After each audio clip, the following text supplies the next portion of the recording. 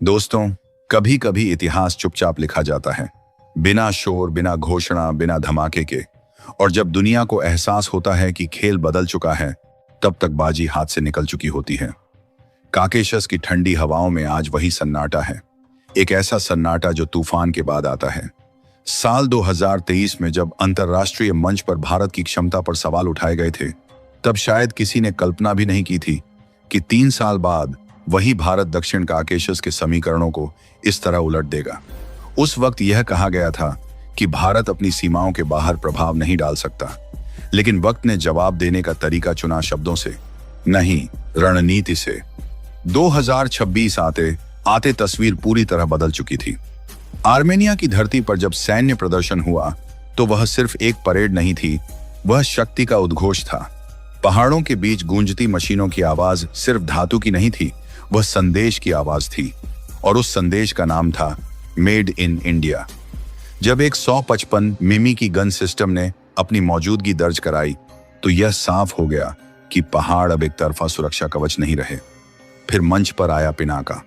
कुछ ही सेकंड में रॉकेट दागकर जगह बदल लेने की उसकी क्षमता ने मानो युद्ध की परिभाषा बदल दी। दुश्मन समझ ही नहीं पाएगा कि हमला कहां से हुआ, और जवाब देने से पहले लक्ष्य बदल चुका होगा। यह सिर्फ तकनीक नहीं थी, यह मनोविज्ञान था। लेकिन असली बेचैनी तब बढ़ी जब आकाश मिसाइल डिफेंस सिस्टम की मौजूदगी सामने आई। अब सिर्फ हमला ही नहीं, बचाव भी अभेद्य था। ऊपर से इलेक्ट्रॉनिक वॉरफेयर सिस्टम, दुश्मन के ड्रोन, उसका संचार, उसकी निगरानी, सब कुछ एक झटके में अंधकार में जा सकता है। सोचिए, युद्ध के मैदान में जब आपकी आंखें और कान दोनों बंद कर दिए जाएं, तो साहस भी कितना टिकेगा। ब्रिटेन की प्रतिष्ठित संस्था रॉयल यूनाइटेड सर्विसेज इंस्टीट्यूट की रिपोर्ट ने जैसे इस बदलाव पर मुहर लगा दी। संकेत साफ था, अब तनाव पैदा करना और उसे अपनी शर्तों पर खत्म करना आसान नहीं होगा। संतुलन बदल चुका है, और जो कभी नियंत्रण में था वह अब अनिश्चितता से घिर चुका है। इतिहास में दक्षिण काकेशस को हमेशा रूस का प्रभाव क्षेत्र माना जाता रहा, लेकिन बदलती वैश्विक प्राथमिकताओं ने वहां एक खाली जगह छोड़ी, और राजनीति में खाली जगह कभी खाली नहीं रहती। नई दिल्ली ने वही जगह भर दी, धीरे सधे कदमों से, बिना शोर किए। यह वही चाल थी जिसे देखकर समझ आता है कि शतरंज केवल मोहरों से नहीं, धैर्य से जीती जाती है। इस पूरी कहानी में एक और परत है, वह त्रिकोणीय गठबंधन जो पाकिस्तान, तुर्की और अजरबैजान को जोड़ता है। जब अंतर्राष्ट्रीय मंचों पर भारत के खिलाफ बयान दिए गए, तब जवाब तुरंत नहीं आया, लेकिन जवाब आया रणनीतिक, सटीक और दूरगामी। दुश्मन का दुश्मन दोस्त बन गया, और खेल की दिशा बदल गई। आर्मेनिया के सुखोई विमानों में जब भारतीय अस्त्र मिसाइलें लगी, तो आसमान में भी समीकरण बदल गया। दूर से लक्ष्य भेदने की क्षमता ने हवाई संतुलन को नया रूप दे दिया। और फिर अमेरिका की entry, high tech drone, artificial intelligence, नई तकनीक, ये सब मिलकर उस पुराने आत्मविश्वास को तोड़ रहे थे जो एक तरफा दबदबे पर टिका था। आज स्थिति यह है कि बाकू को हर कदम फूंक फूंक कर रखना पड़ रहा है। रक्षा बजट बढ़ रहा है, चिंता बढ़ रही है, और भविष्य अनिश्चित लग रहा है। बिना गोली चलाए ऐसा मनोवैज्ञानिक दबाव बनाना आसान नहीं होता, लेकिन यही तो रणनीति की असली ताकत है। जो भारत कभी रक्षा उपकरणों के लिए पश्चिम की ओर देखता था, वही आज समाधान देने की स्थिति में है। यह सिर्फ व्यापार नहीं, यह प्रतिष्ठा का परिवर्तन है। काकेशस की ठंडी वादियों में अब एक नई गूंज है। भारत अब दर्शक नहीं, निर्णायक खिलाड़ी है। और शायद कहानी यही खत्म नहीं होती। असली सवाल अब यह है कि आगे क्या होगा। क्या यह संतुलन स्थायी रहेगा, या फिर कोई नई चाल चलेगा? लेकिन इतना तय है, जिस चुप्पी को कभी कमजोरी समझा गया था, वही आज सबसे बड़ी शक्ति बन चुकी है। और इतिहास ने एक बार फिर साबित कर दिया है, भारत जवाब देने में देर कर सकता है, लेकिन जवाब अधूरा नहीं देता। दोस्तों, अब असली सवाल यह नहीं है कि काकेशस में क्या हुआ, असली सवाल यह है कि आगे क्या होने वाला है। क्योंकि जो दिखाई दे रहा है वह कहानी का सिर्फ पहला अध्याय है। असली खेल अब शुरू हो रहा है। आज आर्मेनिया के हाथों में भारतीय तकनीक है, लेकिन आने वाले समय में यह केवल हथियारों का सौदा नहीं रहेगा, यह भरोसे का सौदा बनेगा। और जब किसी क्षेत्र में भरोसा बदलता है, तो राजनीति की धुरी भी बदल जाती है। काकेशस अब केवल 2 देशों का संघर्ष नहीं रहेगा, बल्कि यह एशिया और यूरोप के बीच एक नए शक्ति संतुलन का केंद्र बन सकता है। भारत वहां सिर्फ सप्लायर बनकर नहीं रुकेगा, बल्कि रणनीतिक सलाहकार की भूमिका भी ले सकता है। इसका मतलब होगा कि फैसले सिर्फ येरेवन में नहीं बल्कि नई दिल्ली के साथ तालमेल में लिए जाएंगे। एक और बड़ा बदलाव चुपचाप जन्म ले सकता है। अब तक दक्षिण काकेशस में रूस की छाया थी, लेकिन अगर आर्मेनिया धीरे धीरे अपनी सैन्य निर्भरता भारत और पश्चिम की ओर मोड़ता है तो मॉस्को के प्रभाव में दरार आ सकती है। इसका असर सिर्फ काकेशस तक सीमित नहीं रहेगा। मध्य एशिया के छोटे देश भी देख रहे हैं कि भारत बिना कब्जा किए, बिना दबाव डाले कैसे प्रभाव बना रहा है।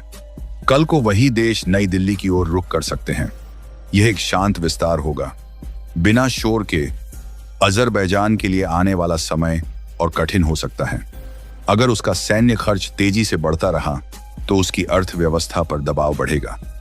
जब जनता देखेगी कि विकास की जगह बजट हथियारों पर जा रहा है तो अंदरूनी असंतोष भी जन्म ले सकता है। और इतिहास बताता है कि बाहर का तनाव अक्सर अंदर की कमजोरी को छुपाने के लिए पैदा किया जाता है। लेकिन अब अगर कोई जल्दबाजी में कदम उठाया गया तो जवाब पहले से ज्यादा तेज और सटीक होगा। यही डर सबसे बड़ा मनोवैज्ञानिक दबाव बन सकता है। सबसे दिलचस्प संभावना यह है कि भारत काकेशस को एक टेस्टिंग ग्राउंड की तरह इस्तेमाल कर सकता है। अगर यहाँ भारतीय सिस्टम कठिन पहाड़ी हालात में सफल होते हैं तो यूरोप और अफ्रीका के देश और भी तेजी से भारतीय रक्षा तकनीक की ओर आकर्षित होंगे। इसका असर भारत की अर्थव्यवस्था पर भी पड़ेगा। रक्षा निर्यात केवल व्यापार नहीं रहेगा बल्कि विदेश नीति का हथियार बन जाएगा। और सोचिए, अगर भारत इस मॉडल को दूसरे क्षेत्रों में भी लागू करता है जहां उसके विरोधियों के सहयोगी सक्रिय हैं, तो शक्ति संतुलन कई जगह बदल सकता है। यह सीधा टकराव नहीं होगा बल्कि रणनीतिक घेराव होगा, धीरे धीरे, बिना युद्ध छेड़े, बिना बयानबाजी के। एक और परत है जिसे लोग कम समझ रहे हैं। जब अमेरिका भी आर्मेनिया में सक्रिय हुआ तो इसका मतलब है कि भारत और पश्चिम के हित कुछ मामलों में मेल खा रहे हैं। आने वाले समय में यह तालमेल और गहरा हो सकता है।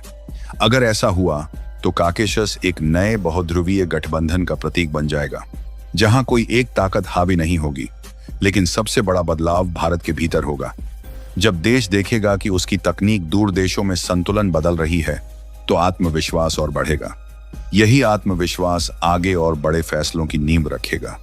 अब कल्पना कीजिए, अगर आने वाले 5 साल में भारत काकेशस में शांति का मध्यस्थ भी बन जाए, तब वही देश जिसने कभी उसकी शक्ति पर सवाल उठाया था उसी से समाधान की उम्मीद करेगा। यह सिर्फ सैन्य जीत नहीं होगी, यह नैरेटिव की जीत होगी। कहानी अभी खत्म नहीं हुई, असली मोड़ अभी बाकी है। क्योंकि जब एक देश बिना गोली चलाए संतुलन बदल देता है तो दुनिया उसे अलग नजर से देखने लगती है। और शायद आने वाले समय में काकेशस सिर्फ एक क्षेत्र नहीं रहेगा बल्कि वह जगह बनेगा जहां से भारत की वैश्विक भूमिका का नया अध्याय लिखा जाएगा। भविष्य की सबसे दिलचस्प बात यह है कि काकेशस अब सिर्फ एक सीमावर्ती झड़पों वाला इलाका नहीं रहेगा, बल्कि यह बड़ी ताकतों की चुप रणनीति का प्रयोगशाला बन सकता है। आने वाले वर्षों में सबसे पहले जो बदलाव दिखेगा वह खुली जंग नहीं बल्कि अदृश्य टकराव का होगा। ड्रोन, साइबर हमले, इलेक्ट्रॉनिक जामिंग और सीमित सीमा झड़पें, युद्ध का रूप पारंपरिक कम और तकनीकी ज्यादा होगा। इसका मतलब है कि मैदान में गोली कम चलेगी लेकिन आसमान और डिजिटल स्पेस में लड़ाई ज्यादा होगी। अजरबैजान शायद तुरंत बड़ा हमला नहीं करेगा क्योंकि अब उसे पता है कि पलटवार महंगा पड़ेगा, लेकिन वह धीरे धीरे अपनी तकनीक को और आधुनिक बनाने की कोशिश करेगा, खासकर ड्रोन और मिसाइल रक्षा में।